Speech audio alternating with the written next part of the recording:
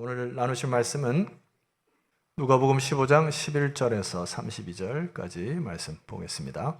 저 여러분이 한 절씩 교독합니다. 또 이르시되 어떤 사람에게 두 아들이 있는데 그 둘째가 아버지에게 말하되 아버지여 재산 중에서 내게 돌아올 분깃을 내게 주소서 하는지라 아버지가 그 살림을 각각 나눠 주었더니 그 후 며칠이 안 되어 둘째 아들이 재물을 다 모아가지고 먼 나라에 가 거기서 허랑방탕하여 그 재산을 낭비하더니 다 없앤 후 그 나라에 크게 흉년이 들어 그가 비로소 궁핍한지라 가서 그 나라 백성 중 한 사람에게 붙여사니 그가 그를 들로 보내어 돼지를 치게 하였는데 그가 돼지 먹는 주염 열매로 배를 채우고자 하되 주는 자가 없는지라 이에 스스로 돌이켜 이르되 내 아버지에게는 양식이 풍족한 품꾼이 얼마나 많은가 나는 여기서 주려 죽는구나.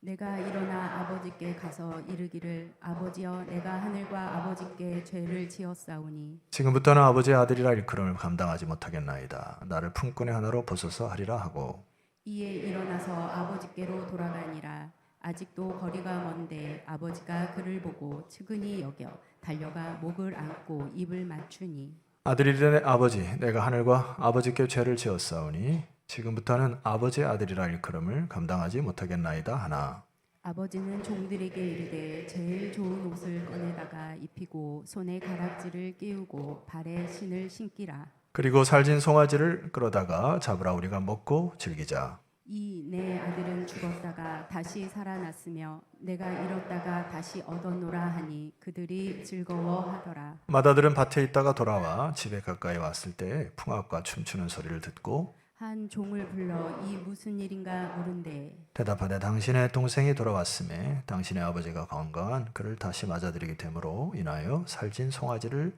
잡았나이다 하니 그가 노하여 들어가고자 하지 아니하거늘 아버지가 나와서 권한대 아버지께 대답하여 이르되 내가 여러 해 아버지를 섬겨 명을 어김이 없거늘 내게는 염소 새끼라도 주어 나와 내 벗으로 즐기게 하신 일이 없더니 아버지의 살림을 자녀들과 함께 삼켜버린 이 아들이 돌아오매 이를 위하여 살찐 송아지를 잡으셨나이다.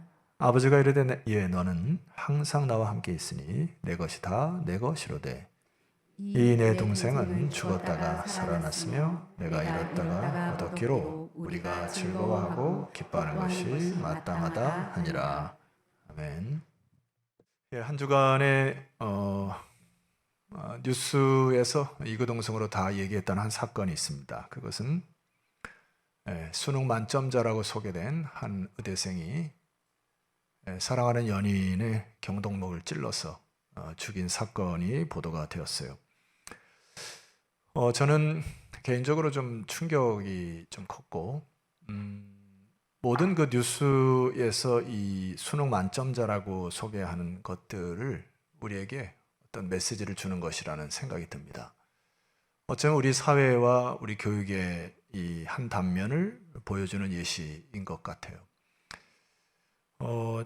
우리 사회가 좋은 성적과 고소득의 직장을 추구하는 그 목표로 향하여 달려가는 우리 사회의 병폐 중에 하나가 이 사건의 결과가 아닌가. 아이들의 인성과 성품보다는 사회적인 고소득과 고직분에 대한 이 부분이 너무나 마음이 빼앗기지 않았나. 저는 이 시간에 한 목회자로서 누구의 잘못을 따지고자 하는 것도 아닙니다. 그러나 깊이 생각해야 될 부분이 있다는 얘기예요.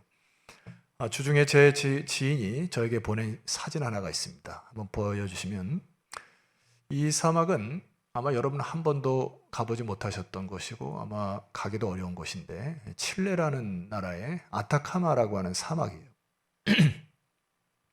보통 그 사막이라고 하는 정의를 내릴 때 연간 강수량이 250ml 이하가 사막인데 여기 이 아타카마라고 하는 사막은 연간 강수가 15mm이기 때문에 세계에서 가장 이 사막의 면적이 큰 중에 하나가 이 아타카마 사막이에요. 제가 이 사막의 내용을 보여드린 이유는 그 의대생의 마음이 마치 사막과 같지 않았나. 그의 영혼이 이 사막과 같이 뭔가 타들어가는 그런 인생의 고뇌 속에 있지 않았을까 생각합니다. 여러분 이것은 비단 우리의 사회 일면뿐만이 아니라 하나님 섬기는 우리 백성들의 상황도 보셔야 돼요. 여러분들의 마음 상태는 괜찮습니까? 여러분의 마음은 뭔가 풍성하십니까? 아니면 사막처럼 말라가십니까?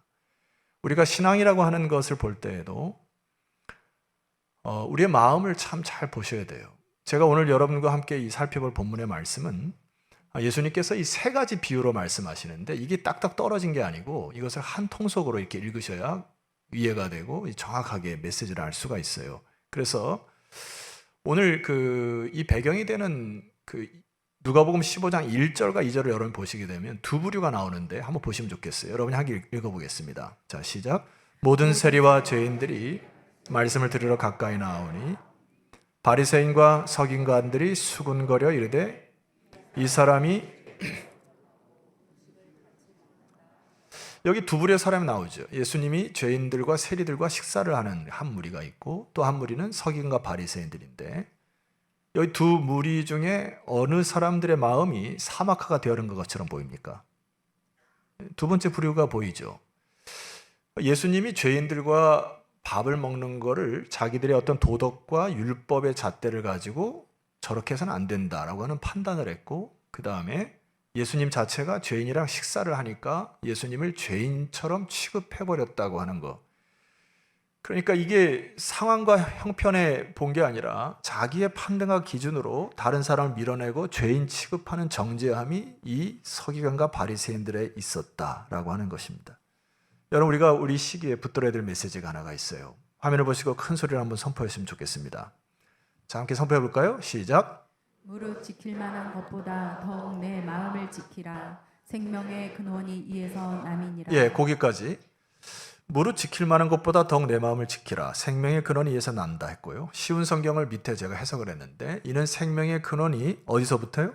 마음에서부터 흘러나오기 때문에 여기 마음이라고 하는 단어는 여러분의 중심, 내부, 핵심과 동일한 단어입니다.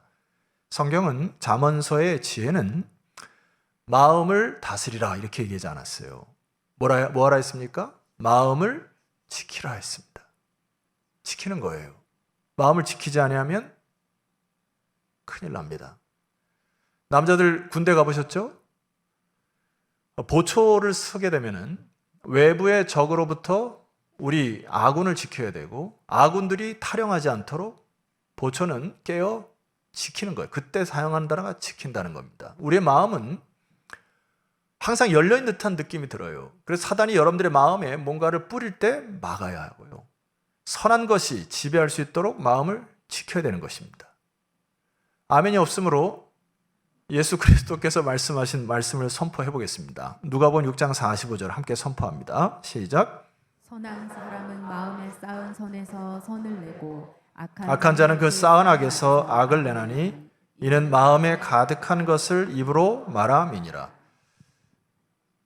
예수님께서 말씀하셨어요. 선한 사람은 마음에 쌓은 선에서 선을 내고 선한 말을 하고 마음을 지키는 주체가 누구라는 얘기입니까? 여러분이란 얘기예요. 내 마음에 악한 것을 쌓게 되면은 어느 순간 나도 모르게 악이 나오고 화가 나오고 분노가 나오고 짜증이 나오고 막 그렇게 되는 거거든요. 나는 원래 이런 사람이야. 그렇단 소리 하지 마세요. 내 마음을 지키지 못할 때 내 입에서 악이 터져 나오고 화가 나오고 분노가 쏟아 나오는 것을 봅니다. 사도 바울도 이렇게 얘기를 해요. 저를 따라합시다. 선한 데는 지혜롭고 악한 데는 미련하라. 예, 그렇게 하는 겁니다. 마음을 지키는 거는. 인생을 살아가면서 선한 곳에는 지혜롭고 배우려고 해야 되는 거고 악은 쳐다보지도 않아야 되는 거, 무시해야 되는 겁니다. 이게 반대가 되니까 마음을 지키지 못하는 인생들이 너무나 많아요. 그래서 사막화가 되는 겁니다. 여러분 질문 하나 해볼게요. 사막이 꽃을 피울 수 있을까요? 저 질문했습니다. 사막이 꽃을 피울 수 있을까요? 이사야 선지자가 사막이 꽃이 피어지리라 이 말씀을 어떻게 해석합니까? 스가랴 선지자의 말씀에 보이는 스가랴 10장 1절에 현대인의 성경에 이런 성경이 있습니다. 제가 읽어볼게요. 봄철에 여호와께 비를 구하라. 비구름을 만드신 이는 여호와이시다. 그가 모든 사람에게 소나기를 내려서 밭에 채소를 자라게 하실 것이다. 하나님이 소나기를 내려서 밭에 채소가 자라게 하듯이 이사야 선지자가 얘기했던 사막이 꽃이 피어지리라. 사막에 꽃이 핍니까 안 핍니까? 제가 아까 말씀드렸던 그 사막의 이름이 뭐였죠? 그럴 줄 알았어요, 내가. 아타카마라고 하는 사막인데, 이 아타카마 사막에 2015년 3월에 12시간 동안 비가 내렸답니다. 그래서 이 사막이 어떻게 변했는지 보여드리겠습니다. 예, 이 반응 나올 줄 알았어요. 두 번째 그림을 보여주시면, 예, 저 사막이 저렇게 변했다는 얘기예요. 질문, 사막에 꽃이 핍니까 안 핍니까? 사막에 비가 오면 꽃이 핀다. 우리들의 인생의 마음이 사막화되는 것을 막으셔야 돼요. 내 마음이 황폐화되는 것을 막으시라고요. 여호와의 은혜를 구하시는 겁니다. 우리는 은혜의 소나기를 받아야 꽃이 피고 열매를 맺는다는 얘기예요. 오늘 이 본문의 말씀 보면은 결과적으로 마음을 지키지 못한 부류가 있다는 느낌이 듭니다. 누가복음 15장 3절 말씀 보면 예수께서 그들에게 이 비유로 이르셨는데, 여기 하나님의 마음이 나오거든요. 보십시다. 여러분 4절 말씀을 함께 선포해 보겠습니다. 시작. 너희 중에 어떤 사람이 양 100마리가 있는데 그 중에 하나를 잃으면 99마리를 들에 두고 그 잃은 것을 찾아내기까지 찾아다니지 아니하겠느냐. 어떤 설교자가 이 설교를 가지고 99대 1의 수적 개념으로 논리를 푸는데, 이 본문은 그렇게 수의 논리로 푸는 게 아닙니다. 예수님이 강조하는 게 뭐죠?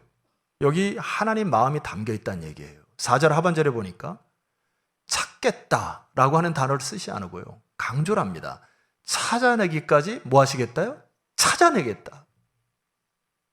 이게 하나님 아버지 마음이란 얘기예요.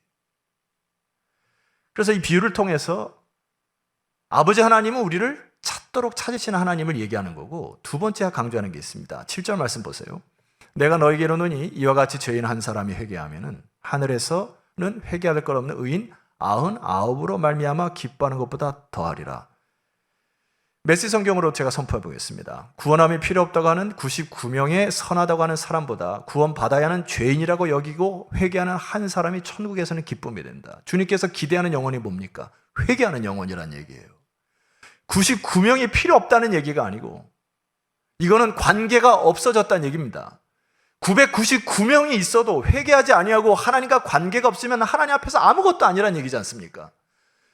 9999명일지라도 그것이 하나님과 무슨 관계가 있다는 얘기예요.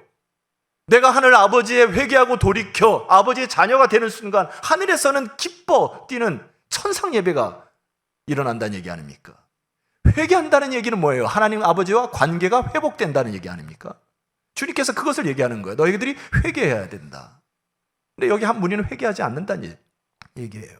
자, 두 번째, 이른 은전에 대한 찾은 비유입니다. 8절 말씀 보세요.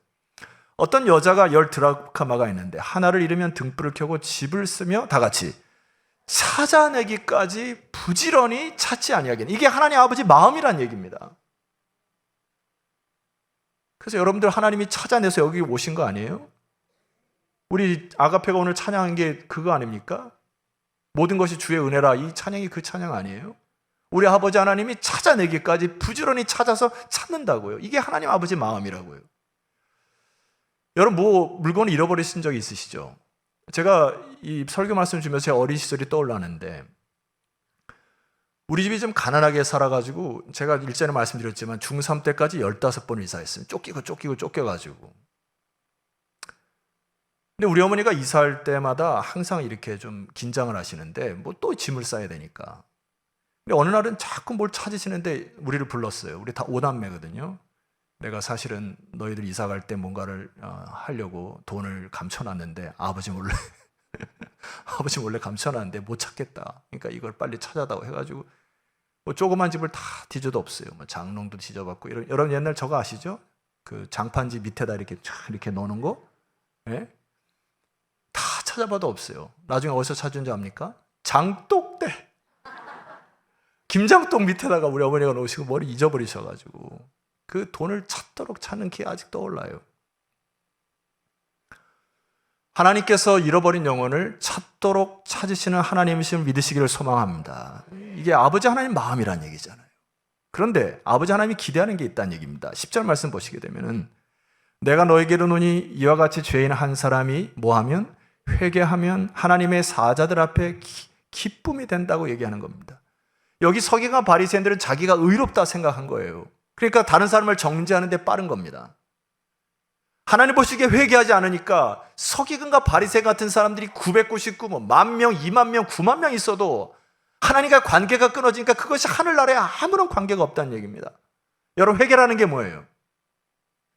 여호수아 장군이 가나안 땅을 진격할 때 하나님께서 하나님의 군대 장관을 보냅니다. 그리고 선포한 메시지가 있어요. 네 발에서 신을 벗어라 합니다. 네 발에서 왜 신을 벗어라 합니까? 지금까지는 네 뜻대로 인생을 살았지만 진정한 회개라는 게 뭐냐는 내가 이제 가라고 하는 곳으로 가는 아버지 하나님을 믿고 따르는 자가 바로 진정한 회개라고 하는 겁니다. 우리 문화로는 네 발에서 신을 벗어라 하면은 잘 감이 안 와닿아요. 우리 문화는 뭡니까? 두 손 들고 항복해라 이거예요. 두 손 들고 죽게 나오라. 이게 회개인 겁니다. 여러분, 내 뜻대로 내 방식대로 사니까 잘 안 되잖아요. 그러니까 우리는 하나님 앞에서 두 손 들고 나오는 겁니다. 예배가 뭡니까? 두 손 들고 아버지 앞에 나오는 거예요. 아버지, 한 주간 동안에 너무나 갈등이 있어요. 한 주간 너무나 힘듭니다. 이 부분이 안 됩니다. 두 손 들고 주 앞에 나올 때 주님께서 여러분에게 큰 은총 베푸실 줄 믿습니다. 이것을 회개라고 하는 거예요. 예배는 뭐하고 나오는 거다? 두 손 들고 나오는 거다. 두 손 들고. 세 번째 잃은 아들의 비유를 통해서 예수님이 구체적인 회개를 얘기하십니다. 자, 보세요. 볼펜 갖고 계신 분들은 어디다 줄을 끄셔야 되냐면은 먼저 11절을 제가 한번 읽어볼게요. 또 이르시되 어떤 사람에게 두 아들이 있었습니다. 여러분 잘 아듯이 이 둘째 아들이 돌탕이죠. 예? 돌아온 탕자라고 하는 돌탕인데 아버지가 살아있을 때 재산을 달라고 하는 건 그때 당시에 이 호로 자식이에요. 호로 자식 집에 가서 사전으로 찾아보세요. 이거는 아버지가 죽었을 때 나누는 분깃인데 살았을 때 재산을 달라니까 이것은 호로 자식입니다. 그리고 그 재산을 다 가지고 허랑방탕하게 살고 다 하고 이제 돌아온 탕자가 이 스토리 아닙니까? 자, 그런데 이 회개라는 게 뭐냐를 17절 말씀 보세요. 줄을 한번 끄셔야 될 때가 있습니다. 17절 초반절에 어디 끄셔야 되냐면은 이에 스스로 돌이켜, 거기까지 줄을 끄셔야 됩니다. 스스로 돌이켰다는 게 뭐예요? 자신의 비참함을 보기 시작했다는 의미이고 아버지의 풍성함을 기억했다고 하는 것이고 사막과 같은 내 마음에 봄비가 내려야 꽃이 핀다는 것을 깨달은 것입니다. 그런데 이것은 여기서 끝나는 게 아니에요. 18절로 내려가 보세요. 두 번째 줄을 끄셔야 됩니다. 내가 일어나, 이 부분입니다. 지금 마음에 품은 거예요. 내가 이제 일어나야 되겠다. 아버지께 가서 이르기를 아버지, 내가 하늘과 아버지께 죄를 지었사오니 19절 지금부터는 아버지 아들의 일컬음을 감당하지 못하겠나이다. 나를 품꾼의 하나로 보소서 하리라 하고 결단합니다. 두 번째 회개는 결단이에요. 무슨 결단한 겁니까? 내가 더 이상 아버지에게 가서 내 주장과 내 권리를 주장할 수가 없다. 나를 품꾼의 하나로 써줘도 만족하겠다. 아버지, 두 손 들고 주 앞에 서야 되겠다. 이게 회개의 두 번째 자세입니다. 회개는 여기서 끝나는 게 아닙니다. 20절이에요. 줄을 두 줄 빡빡 끄셔야 됩니다. 이에 일어나서 아버지께로 뭐하니라? 돌아가는 데까지가 회개예요. 이에 아버지께 일어나서 돌아간다. 움직여서 하나님께로 돌아갈 때 방송으로 설교 듣는 분들 중에도 여러 가지 많은 이유 때문에 예배에 나오지 못하는 분들이 계신데 중요한 것은 깨닫는 것이 중요한 게 아니고 주 앞에 나오는 것이 중요한 것입니다. 그것을 회개를 하는 거예요. 그런데 여기서 아버지 하나님 마음을 우리가 보게 되는데 20절 하반절에 보니까 아직도 거리가 먼데 누가 먼저 본 겁니까? 아버지가 먼저 자식을 봐요. 저쪽에 아들 모양만 봐도 내 아들이로구나 라는 것을 압니다. 그리고 측인이 여겨 뭐라고 기록되어 있습니까? 달려갔다고 했어요. 목을 안고 입을 맞추는 자가 누구였다 했습니까? 아버지였다는 얘기예요. 이게 우리 아버지 하나님의 마음이란 얘기입니다. 제가 우리 막내 아들과 한 2년 정도 떨어졌는데 지난주에 왔어요. 멀리서 봐도 대번 알겠더라고요. 가서 달려가 자연스럽게 끌어안게 되더라고요. 하나님이 뭘 얘기하는 겁니까?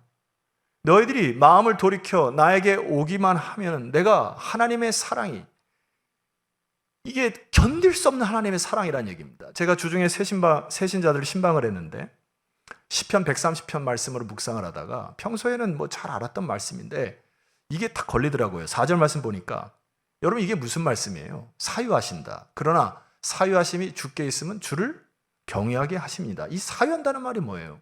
제가 그래서 쉬운 성경 안에 메시지 성경을 찾아보니까 이런 것입니다. 메시지 성경, 주께서는 용서하심이 몸에 밴 분이시니. 너무 은혜스럽더라고요. 내가 비록 죄를 짓고 내가 비록 하나님 보시기에 주를 떠난 것처럼 삶을 살았지만 주께로 돌이키며 하고 주께 두 손 들고 앞에 오면 하나님의 그 사랑이, 용서가 몸에 밴 사랑이, 사랑으로 가득 찬 주님이 여러분에게 달려와 목을 안고 입을 맞추고 사랑하는 내 아들아 품어주실 줄 믿습니다. 돌아오라는 얘기예요. 이 말씀은 아버지 품으로. 여러분 오늘 이 두 번째 아들이 제가 이제 스토리를 보통 이렇게 읽으면 다시 좀 이렇게 묵상하는 습관이 있어요. 이 둘째 아들의 인생이 어떻게 됐을까요? 다시 타락해서 세상으로 나갔을까요? 절대 그럴 일 없을 것입니다. 아버지 품에 돌아와서 이제 아버지의 아들로서 살아가는 것을, 아버지의 뜻을 받들어서 말씀에 순종하여 하나님의 나라 영원한 그의 유업을 이어가는 아들로 성장했을 것이다. 제 성경 속에 그렇게 느껴져요. 저는. 여러분의 성경은 느껴집니까? 첫 번째 아들을 한번 보겠습니다.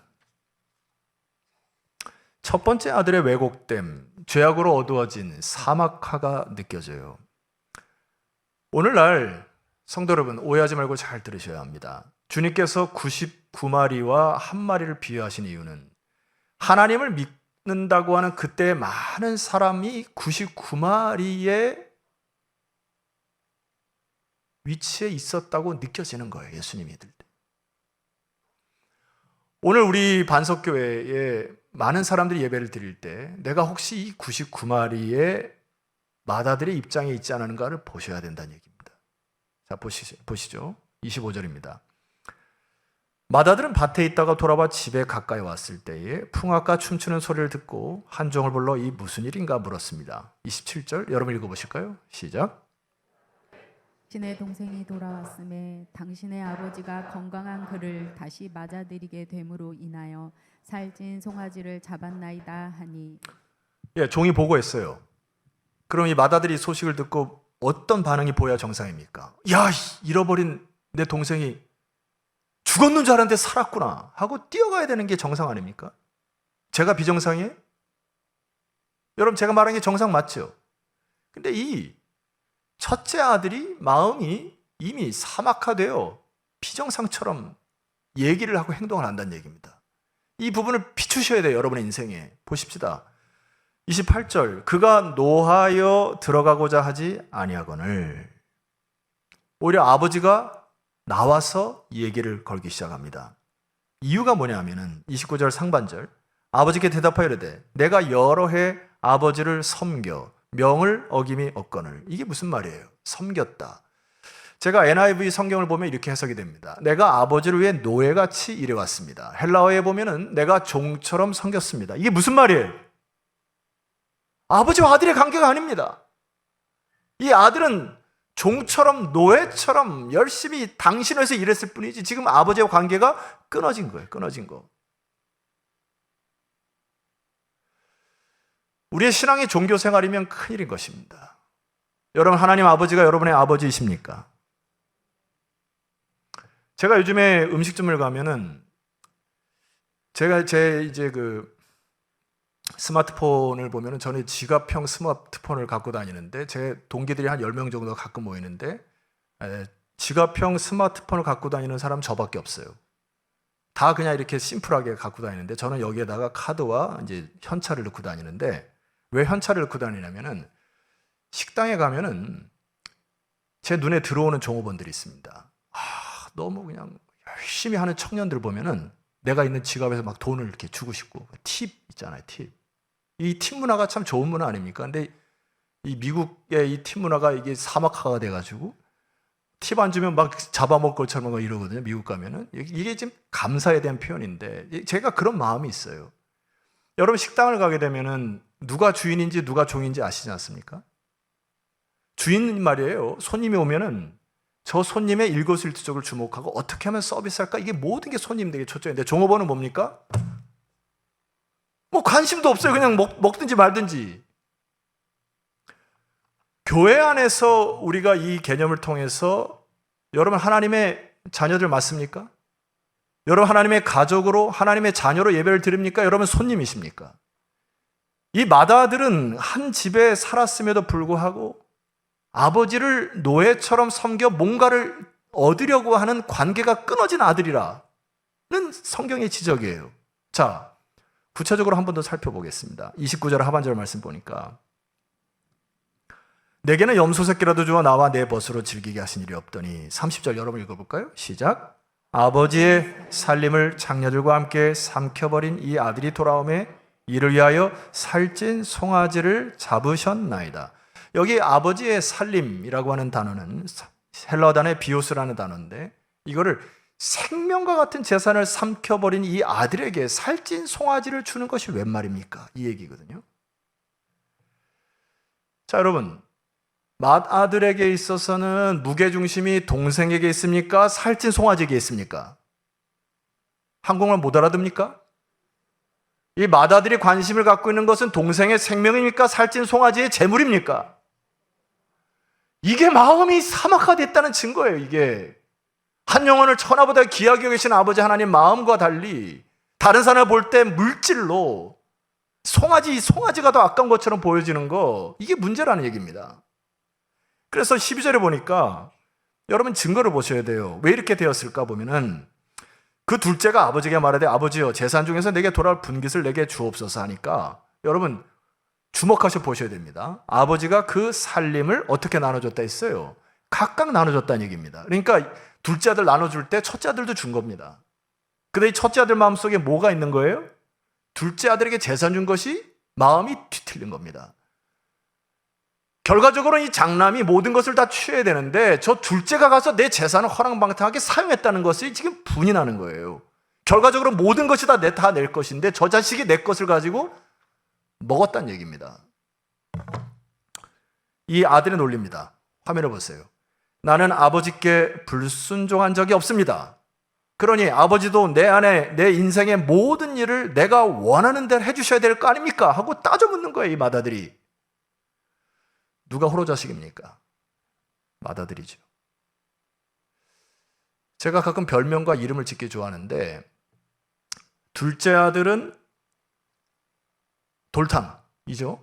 돌아온 탕자인데 첫째 아들은 진탕입니다. 진정한 탕자 혹은 찐탕. 진찐하게 탕자다. 여러분 오늘 이 맏아들은 다시 집을 떠났을 것이라는 생각이 듭니다. 아버지를 뒤로하고 자신의 재리와 목표를 향하여 집을 떠나는 진정한 탕자가 되었을 거라 저는 봐요. 자, 그런데 제가 참 은혜가 되는 말씀을 여러분과 좀 나누고 설교를 좀 마무리할까 합니다. 누가복음 15장 31절에 보면 여러분 잘 들어보세요. 아버지께서 뭐라고 얘기하시는지 여러분 크게 한번 선포해 봅니다. 자, 시작. 아버지가 이르되 예 너는 항상 나와 함께 있으니 내 것이 다 내 것이로되. 은혜 안 됩니까? 다시 한번 읽어볼게요. 여러분에게 얘기하는 거예요. 얘야 너는 항상 나와 함께 있었지 않냐. 결과적으로 내 것이 다 내 것인데 왜 모르느냐 이거거든요. 이것을 다시 각색하면 모든 만물의 주인이 아버지인데 사랑하는 자녀들이 아버지께 간구하면 내가 다 줄 텐데 왜 간구하지 않냐. 이게 주의 말씀 아닙니까? 여러분 이 말씀이 참 위로가 되지 않아요? 나는 너와 항상 함께 있었고 내 것이 다 내 것이라는 말이 너무나 은혜스럽지 않습니까? 믿음으로 받으시면 됩니다. 이 부분은. 두 번째예요. 32절 말씀. 여러분의 손표 봅니다. 시작. 이 내 동생은 죽었다가 살아났으며 내가 잃었다가 얻었기로 우리가 즐거워하고 기뻐하는 것이 마땅하다 아니라. 줄을 어디에 끄셔야 될까요? 마음의 강조점이 어디에 있을까요? 마땅하다는 얘기입니다. 내가 잃었다가 얻은 이 아들은, 거기 보시게 되면 복수로 쓰여 있죠. 우리가 즐거워하고 기뻐하는 것이 마땅한 것이다. 그것이 정상이다. 왜입니까? 가족이기 때문에. 필립 얀시라고 하는 분이 계세요. 이분이 주를 떠난 건 아니고 교회 생활을 하다가 교회를 떠났습니다. 그리고 나서 다시 세상에 살다가 사막화되는 것을 경험하고 다시 교회로 돌아와서 쓴 첫 책이 교회 나의 고민 나의 사랑이라는 책이에요. 여러분 거기 보면은 본인이 그전에는 교회에 왔을 때 시선을 잘못했기 때문에 점점 가슴이 사막화된 자신을 보았다는 얘기입니다. 그게 뭐냐면 자기가 교회를 오면서부터 자기 중심으로 다른 사람을 보고 자기 중심으로 하나님을 보고 자기 중심으로 진리를 봤던 것을 깨닫고 회개하고 돌아온 거예요.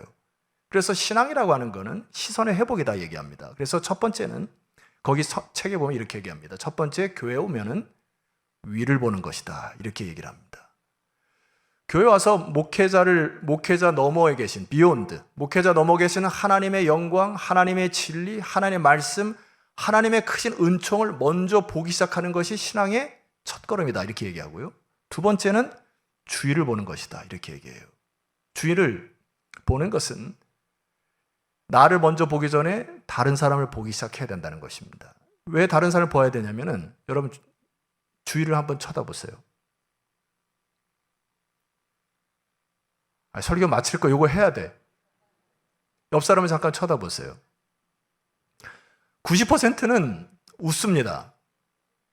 10%는 안 웃어요. 못마땅하거든. 근데 그게 가족이란 얘기예요.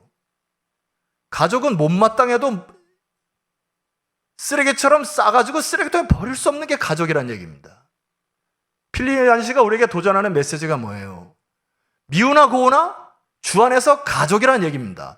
먼저 위를 봐서 하나님의 영광과 진리를 보고 주위를 봐서 이 사람이 내 가족임을 인정하고 부족한 부분은 끌어안고 더 사랑해주는 주 안에서 여러분 사랑하는 가족, 아멘이십니까? 세 번째는 밖을 봐라. 여러분 제가 시골에 살아보니까 한참 이제 농번기나 이 가을 보게 되면은 마을 어귀에 이 똥무더기가 이렇게 있어요. 똥무더기. 옆에 막 가기 싫고 악취가 나는데 이제 밭농사를 할 때 그 똥무더기를 어떻게 하죠? 흩어버립니다.